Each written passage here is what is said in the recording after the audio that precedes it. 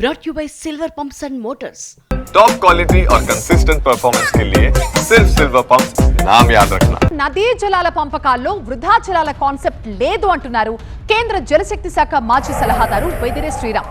నికర జలాలు మాత్రమే ఏ రాష్ట్రమైనా వాడుకోవాలనేది సిడబ్ల్యూసీ రూల్ అని, నదుల అనుసంధానంలో కూడా ఇదే రూల్ వర్తిస్తుందన్నారు.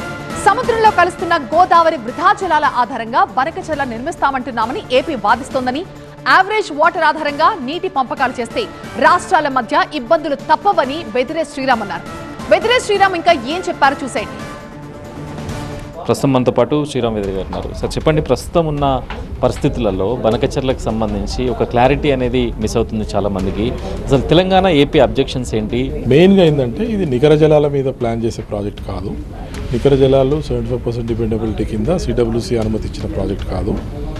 ఇది వరద జలాల మీద ప్లాన్ చేస్తున్నామంటే అసలు వరద జలాలు అనే కాన్సెప్ట్ ఏంది, వరద జలాలు అనేది ఉన్నదా, వరద జలాలు ఉంటే అవి ఎన్ని ఉన్నాయి? సిడబ్ల్యూసీ ఇప్పటివరకైతే సిడబ్ల్యూసీ రూల్స్ ప్రకారము వరద జలాల మీద ఏ ప్రాజెక్ట్ ప్లాన్ చేయలేదు, ప్రాజెక్ట్ పర్మిషన్స్ కూడా ఇవ్వలేదు. మరి అట్లా ఇవ్వనప్పుడు ఇప్పుడు కొత్తగా ఇది వచ్చినప్పుడు ఒక లా లేనప్పుడు, దాని మీద ఒక రూల్ రెగ్యులేషన్ లేనప్పుడు ఏ విధంగా out of the way rules regulations లేకుండా దాన్ని క్లియర్ చేస్తారు? ఇవన్నీ అప్రహెన్షన్స్ ఉన్నాయి. అసలు అంతా వరద జలాలు ఉన్నాయా? 3000 టీఎంసీలను ఎట్లా లెక్క కడతారు? అసలు ఇక్కడున్న కన్ఫ్యూషన్ ఏంటి? సిడబ్ల్యూసీ లెక్కల ప్రకారము 3000 టీఎంసీ లేవండి.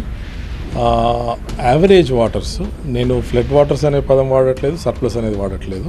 ఆ రెండు కూడా సిడబ్ల్యూసీ లెక్కలలో లేవు.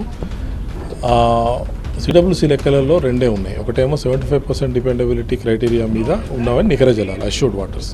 రెండోదేమో average waters. Average waters CWC ఈ ప్రాజెక్ట్ అప్రూవల్స్కు 75% డిపెండబిలిటీ కింద ఇచ్చేటందుకు వాళ్ళు వేసుకునే లెక్కలు.